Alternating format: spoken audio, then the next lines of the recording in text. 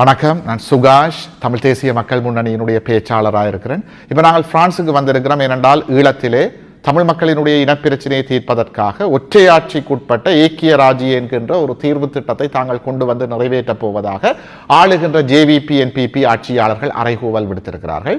உண்மையை சொல்ல போனால் இந்த ஒற்றையாட்சிக்குட்பட்ட ஏக்கிய ராஜ்ய யாப்பு தாயகத்திலே நிறைவேற்றப்பட்டால் எதிர்காலத்திலே தமிழினம் என்ற ஒரு இனம் இல்லாமல் போவதற்கான கணிசமான சாத்தியப்பாடுகள் காணப்படுகிறது. ஏனென்றால் இந்த யாப்பிலே மிக தெளிவாக இது ஒரு பௌத்த நாடு என்று எழுதப்பட்டிருக்கின்றது. சிங்கள பௌத்த மேலாதிக்கம் திணிக்கப்பட்டிருக்கின்றது. ஆகவே வரலாற்றில் என்றுமில்லாத வகையில் முதல் தடவையாக தமிழ் மக்களினுடைய பிரதிநிதிகள் இந்த யாப்பை ஏற்றுவிட்டார்கள் என்கின்ற வரலாற்று பழி ஏற்படுமாக இருந்தால் எங்களுடைய இனப்பிரச்சினை தீர்க்கப்பட்டு விட்டதாக தமிழினத்தினுடைய கதை முடிக்கப்படக்கூடிய ஒரு அபாயம் காணப்படுகிறது.